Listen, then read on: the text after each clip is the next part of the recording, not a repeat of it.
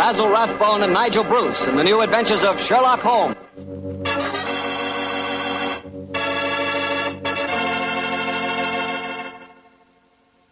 Invite you to listen to Dr. Watson tell us another exciting adventure he shared with his old friend, that master detective, Sherlock Holmes.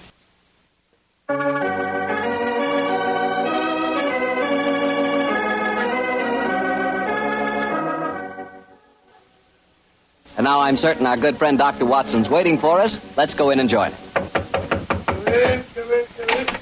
Ah, there you are, Mr. Bartell. Punctual to the minute, as always. Well, this is one doctor's appointment I'm eager to keep. Nice of you to say so, my boy. Draw up your usual chair and make yourself comfortable. Thanks. Well, Doctor, today's April the 1st. Did anyone try and play any jokes on you? Yes, you did, Mr. Bartell, but I'm happy to say that nobody caught me. Not as in the story that I'm going to tell you tonight, but an April Fool's Day prank certainly scored a bullseye. I see you have the dispatch box out again, Doctor. Been refreshing your memory? Yes, I have, Mr. Bartell. And when I tell you the adventure took place in 1881, I think you'll agree that after such a lapse of time, a man can hardly rely on memory alone. 1881? Say, Doctor, tonight's adventure must have been one of the really early ones. Yes, it was indeed. In fact, to be exact, it took place only a little while after Sherlock Holmes and I had first met and had taken up lodgings together. How was the great detective in those early days? Profound mystery to me, Mr. Bartell. To give you an example, my boy, I'd shared our Baker Street lodgings with him for over a month before I was even certain of his profession, the knowledge of which I learnt to my awe and astonishment when our first adventure together took place. Oh, that was the one you called A Study in Scarlet, wasn't it, Doctor? That's right, Mr. Bartell. What a memory you've got, Study in Scarlet. But even after that adventure, I found myself wondering at times what I had let myself in for, sharing lodgings with such a strange companion. It was in one of those moods of doubt and confusion that my story begins. Late one March evening, I found myself in the neighborhood of Piccadilly Circus. It was cold, and a steady drizzle of rain had dampened my spirits.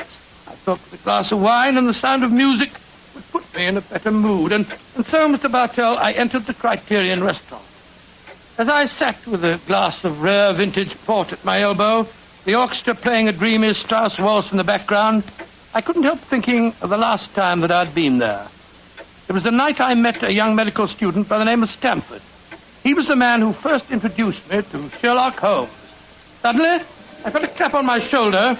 I turned, and to my amazement, once again young Stamford was standing before me. Watson, or should I say Dr. Watson, how are you, my dear chap? Hello, Stamford. Come and sit down. Thanks. I'm glad to see that you're not holding any grudge against me Why on earth should I do that? for introducing you to Sherlock Holmes. I've reproached myself ever since. I think he's as mad as a hatter. Not at all. He may be eccentric. In fact, I'll admit that he is eccentric, but he's an extraordinarily interesting fellow. He'll make a great name for himself as a private detective one of these days. You see if I'm not right, Stamford. I saw something about him in the paper the other day. Yes, I expect that was the Lauriston Gardens affair, wasn't it? Yes, it was. He's a brilliant man, Stamford. Quite brilliant. Though I must admit he's difficult at times. He works like a fiend as a rule, but occasionally a reaction sets in for days at a time. He'll lie on our sofa, hardly uttering a word or moving a muscle from morning to night. It's a bit depressing, I must say. I think he takes himself too seriously. Yes, perhaps you're right. How would you like to join in a little plot? Plot against Holmes? Yes, just a rag, you know. We thought it'd be rather fun. We? Murphy and I, we were just talking about it. I'll call him over. Murphy? Oh, is that Murphy? I've seen him before somewhere, haven't I? I'm sure you must have done. He's been round at the hospital, and any time you go into the British Museum, you'll find him there. Nice fella, but dull. Definitely dull. Yes, Stamford. Oh, this is a friend of mine, John Watson. This is James Murphy. How do you do? I think I've seen you at the hospital. And I know I've seen you, Dr. Watson. Oh, sit down and come and join us, won't you? Oh, thank you very much. I was just telling Watson about our little plot. Oh, you mean about Sherlock Holmes? Now, look here. I'd like you fellows to realize that Holmes is a very good friend of mine. Oh, don't worry, Watson. This is all in good fun. Don't you realize what the date is tomorrow? 1st of April, isn't it? Yes, April Fool's Day. Oh, now I see. You're going to play an April Fool's Day joke on Holmes. Yes, that's our plan. Well, it's hardly our plan, Stamford. It's really Lady Anne Partington's idea. You see, Holmes was very rude to her when she visited the hospital recently, and she wants to, take him down a peg or two. Sounds innocent enough. I must say he's inclined to be rather arrogant at times. Well, what's the plan? Well, we'll need your help, Watson. You must be careful not to give the joke away. I'll bet you a fiver that Holmes falls for the whole story, hook, line, and sinker. Now, here's exactly what we're planning to do. Lady Anne is going to call on Holmes at Baker Street in the morning. very flattered that you called to see me in my professional capacity. Surely, my dear man, you didn't think this was a social call. You were much too rude to me at the hospital the other day for that. That was the point I was trying to make. Please sit down, won't you? Here, take this chair, won't you, Lady Anne? It's by far the most comfortable chair in the room. Oh, thank you, Dr. Watson. And now, what can I do to help you? You've heard of the Elphinstone Emerald? Oh, yes, indeed. A magnificent stone of very considerable value. An heirloom in your family, I believe. Yes, Mr. Holmes. I keep it in a wall safe in my bedroom. This morning, when I had occasion to go to the safe, I discovered that the emerald had been stolen. Stolen? Good Scott. What a shocking business. Of course you want Mr. Holmes to recover it for you. A remarkable deduction, my dear doctor. Lady Anne, when you opened the safe, did you observe any signs of it having been tampered with? Oh, I think it's rather stupid to sit and answer questions here in Baker Street. Why don't you come over to my house in Cavendish Square and examine the safe for yourself? You are a detective, aren't you? Lady Anne, just now you accused me of rudeness. I assure you that mine, at least, was unintentional. Oh, come, Holmes. Don't be so touchy. I can promise you a substantial fee, Mr. Holmes. I'm a struggling practitioner in a new profession, eh? My poverty, but not my will, consents. I pay thy poverty, and not thy will. You see, I can quote my Shakespeare, too, Mr. Holmes. My carriage is waiting, gentlemen. Let's drive over to Cavendish Square at once, shall we?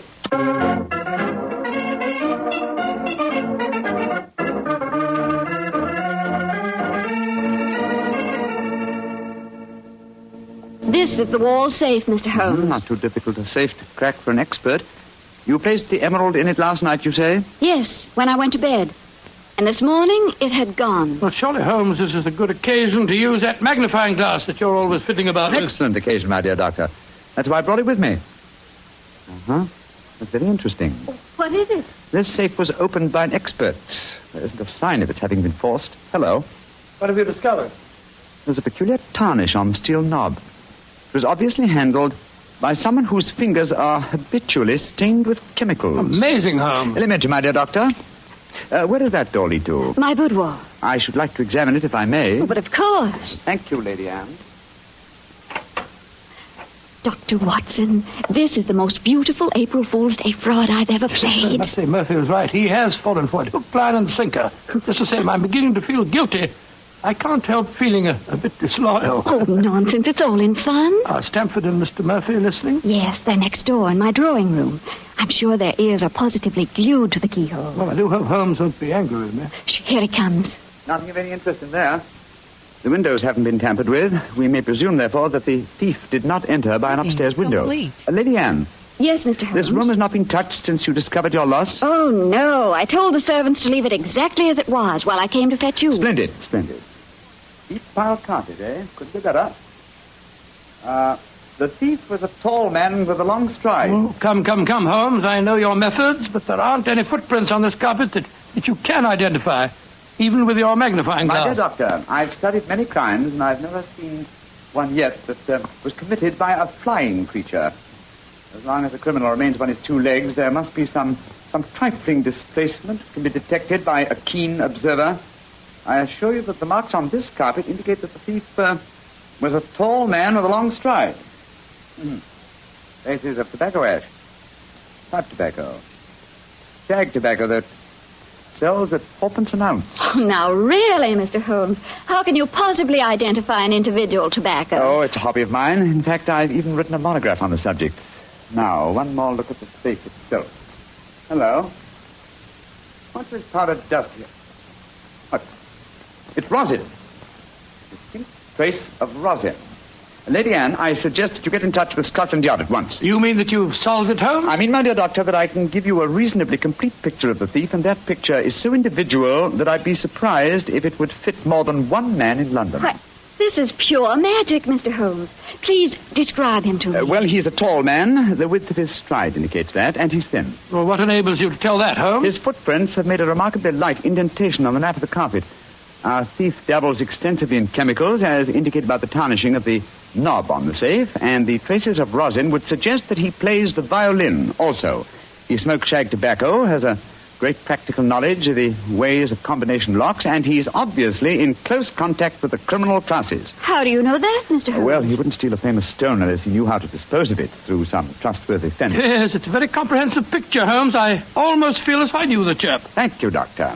I'm sure there's only one man in London, and it shouldn't be hard to trace him. I agree entirely, Mr. Holmes. Dr. Watson, I think the joke has gone far enough. Joke? Oh, what do you mean? You're quite right, Holmes, in saying there's only one such man in London. You've just given a perfect description of yourself. April Fool. Dr. Stamford, Mr. Murphy, you can come in now. April Fool, Holmes. April Fool. April Fool.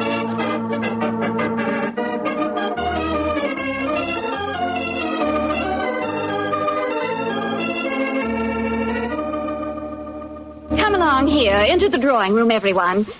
Let us drink a glass of wine to Mr. Holmes, who has so graciously forgiven us for the little trick we played on him. And also to Dr. Stamford, who thought of the whole idea. No hard feelings, Holmes. Oh, no, Doctor. Though it was a rather embarrassing experience. When Murphy told me about the plan, I just couldn't resist joining him. Ah, here you are, Holmes. Here's a drink. Thank you, Stamford. You know Murphy, don't you? No, I don't think we've met. How do you do, sir? How do you do, Holmes? How did you like the little game we played on you? It was rather a salutary experience. I suppose you gave them all the details to build up the picture of me, eh, As a Doctor? matter of fact, I did, Holmes, and knowing some of your methods, we tried to plant every clue that you'd pick up. Very neat job, too, and incidentally, a perfect example of the dangers of deductions based on purely circumstantial evidence. I shall profit from this little lesson. I must say it was worth a fortune in emeralds to see your face, Holmes, when you realized what you'd done. Well, the joke's over now. By the way, where is Lady Anne? I believe she said she was going to fetch the Elphinstone emerald. She thought you might be interested in seeing it. She probably feels the sight of it will salve my wounded vanity. Oh, here she comes now. Mr. Holmes! Mr. Holmes! It's got... What's wrong? What's happened, Lady Anne? The emerald, it's not where I hid it. This time it's really stolen.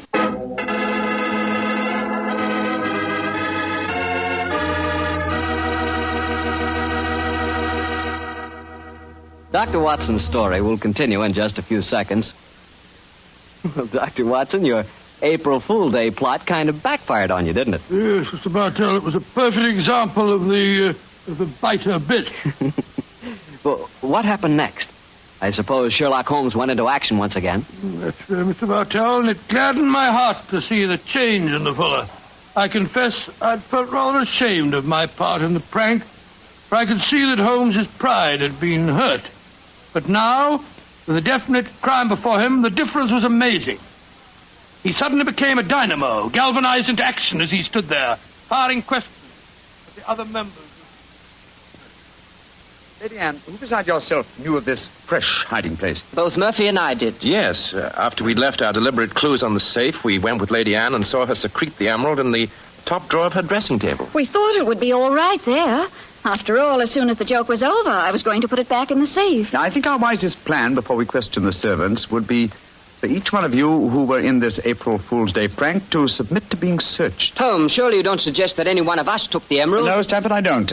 But if any one of you four are not guilty, this will be a splendid way of proving your innocence. I say, steady, Holmes. You're not suggesting that Lady Anne stole her own emeralds, are you? Are you, Mr. Holmes? I'm suggesting nothing, but I may point out that the recent vogue for the insurance companies has provided another interesting motive for these so-called thefts. I resent your insinuation. It's outrageous. Lady Anne, if I'm to recover your emerald, I must at least consider every possibility. A search is the most immediate practical action. Perhaps you'll retire into the next room while I persuade these gentlemen to submit to being searched. Very well, but I think you're in danger of making a fool of yourself once again. No, wait, don't go, Lady Anne. A search won't be necessary. What do you mean, Murphy? I must throw myself on your mercy, Lady Anne. I confess that I stole the emerald. Murphy! After you put it in the drawer, Lady Anne, I slipped back into the room and took it out. Murphy, that's a criminal action. I know it, but I'm poor. I need money desperately for my mathematical research. I knew the emerald was priceless, and I couldn't resist the temptation to take advantage of a joke. Here, Lady Anne, here's the stone, and please don't prosecute me. Please don't. It'd be my ruin. May I examine the emerald, Lady Anne? Thank you. Well, Mr. Murphy, I won't pretend that I'm not deeply shocked. I must ask you to leave my house. But you won't prosecute me, will you? It was a moment's temptation. No, I won't prosecute you. Holmes, what are you doing with the emerald? Well, knowing something of the deceptive ways of thieves, I came on this case fully prepared to test the emerald when I found it. Now, a drop of this acid from this vial, so... Mr. Holmes, what are you doing? You'll injure the stone. No, not if it's a true emerald. Look at that. Good Lord, the acid's eating to the stone as if it was sugar. Then that means... It means, Lady Anne, that Mr. Murphy has just imperiled his honor and his freedom to steal a singularly beautiful fake.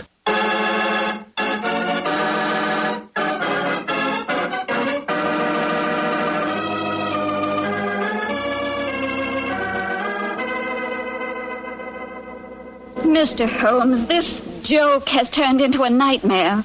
Is there no way of recovering my emerald? I hope so, Lady Anne. I've been taking steps in their logical order. The servants have all been questioned. We've searched Mr. Stamford and Mr. Murphy. Yes, most humiliating experience. Made me feel like a criminal. Well, personally, I was only too thankful to submit to a search this time. I knew I had nothing to worry about. And you yourself, Lady Anne, you consented to being searched by the police matron that Holmes sent for? Only because he threatened to send for the police if I didn't. But distasteful though it was, I'd rather endure that than have this story on the front pages of the newspapers. And in spite of all these rather unfriendly proceedings, we've got exactly nowhere as regards finding the emerald. No, Stamford, but we have at least eliminated the possibility that the thief is secreting the jewel on his person. Still somewhere in these 2 rooms, eh, Holmes? I think so, though there is one remaining possibility. And that is? That the fake stone was substituted for the real emerald sometime before all of you engineered your April Fool's Day joke. Oh, no, Mr. Holmes, that's not possible. I know it was the genuine emerald I took out of the safe this morning. How can you be sure? The substitute was an excellent imitation. Without a chemical test such as I performed, it would be hard to be certain. I can tell you why I'm certain. Last night, Papa came to dinner and brought a Mr. Vanderleider of Amsterdam. He examined the stone. And you'll agree that a jewel expert like that couldn't be fooled. That's true, Lady Anne. And what did you do with the emerald after Mr. Vanderleider left? I locked it in my safe and went to bed. Mm-hmm. I didn't unlock the safe again until Dr. Stamford and Mr. Murphy came here this morning. That settles it, then. The real emerald is still hidden somewhere in these 2 rooms. But where? That's the question. I must say it's completely mystifying. Well, let's go back to what we were all doing at the exact moment you came into the room, Lady Anne, and informed us of the loss of your stone. Now, we were... We were drinking a toast to you and... That's it. Lady Anne, hard thinking is, well, it's thirsty work. Oh, I'm so sorry. Let me get you something. A glass of port, perhaps? No, thank you. But I observe that you have a remarkably comprehensive assortment of liqueurs. I wonder if I might have a glass of creme de menthe. Oh, of course. I'll get it for you. Creme de menthe in the middle of the day, Holmes? I knew you were eccentric, but this really Holmes, this bottle, it clinged as I picked it up. I thought it might, Lady Anne. There's something inside it. Allow me, madam. Thank you.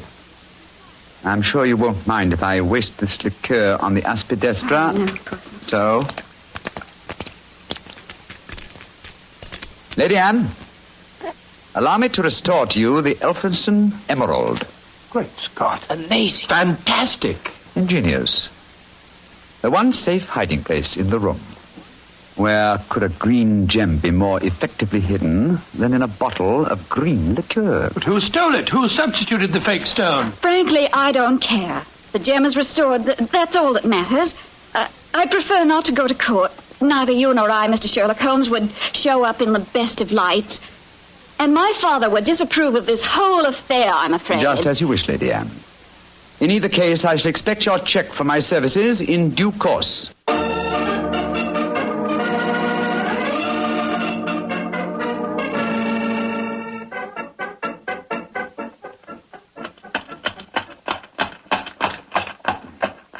Well, here we are at the Criterion again, Stamford.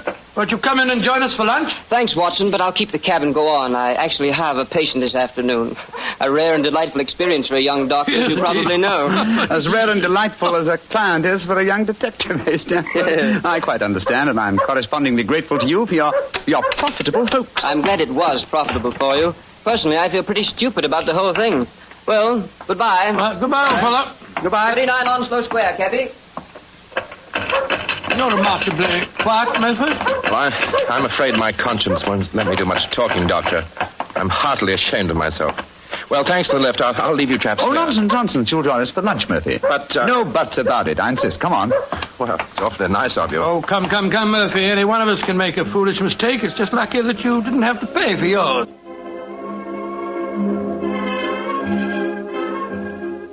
Monsieur wishes a table. Yes, for 3, please. This way, monsieur.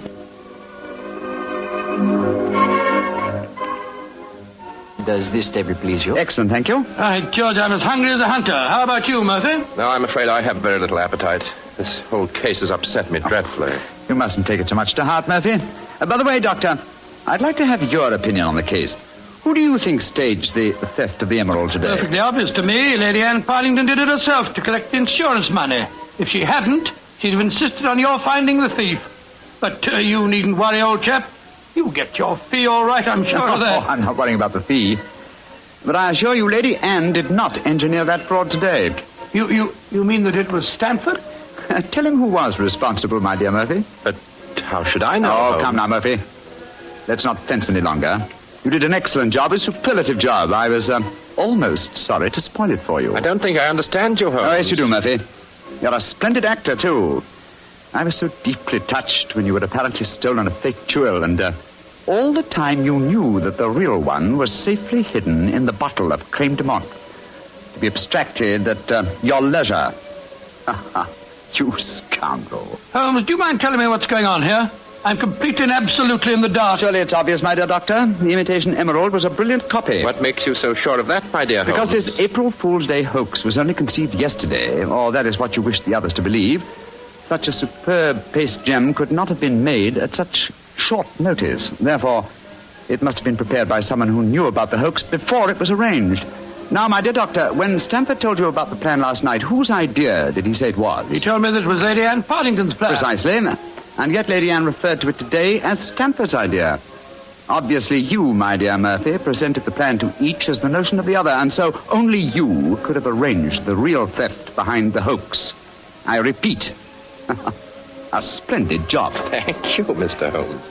May I also compliment you on your cleverness in frustrating my plot? Look here, what is all this? One of you is a criminal, the other is a detective. Yet you're throwing each other compliments as if you were in the same profession. The dividing line between the criminal and the criminal investigator is thinner than you might imagine, my dear Doctor. How very true, my dear Holmes. Would you consider coming over to my side of the line? Together we'd make an unbeatable team. Oh, you flatter me. Nevertheless, I must decline your offer, Mr. Murphy. Oh, a pity. On your side of the line, you'll never be a rich man.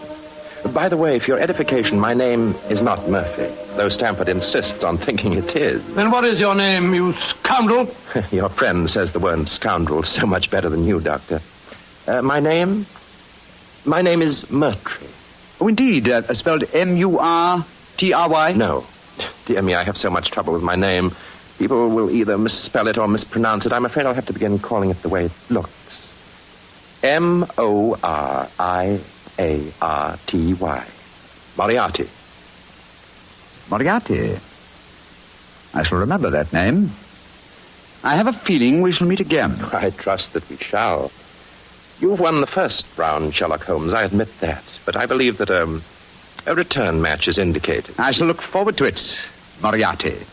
And now, Doctor, I can't stand your baleful glare any longer. Let's order lunch, shall we?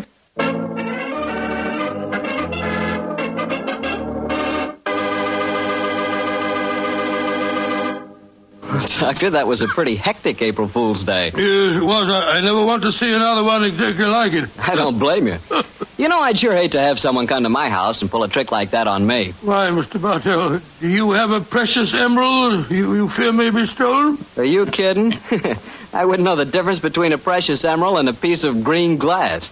But when it comes to rubies, now that's something else. Oh, you would know a ruby when you saw it. Sure. Well, Dr. Watson, what's the prescription for next week's Well, story? now, next week, Mr. Bartell, I'm going to tell you a rather unusual story. It concerns a series of strange disappearances and a murder without apparent reason, and yet it was a case that Sherlock Holmes solved without ever meeting any of the suspects. I call it the singular affair of the disappearing scientist. Well, I'm sure we'll all want to hear that one, Doctor. Oh, I'm sure. Well, we got it. Tonight's Sherlock Holmes adventure was written by Dennis Green and Anthony Boucher and was suggested by an incident in Sir Arthur Conan Doyle's story, A Study in Scarlet. Music is by Dean Fossler. Mr. Rathbone appears through the courtesy of Metro-Goldwyn-Mayer, and Mr. Bruce through the courtesy of Universal Pictures, where they are now starring in the Sherlock Holmes series. Tune in again next week, same time, same station. Sherlock Holmes comes to you from our Hollywood studio.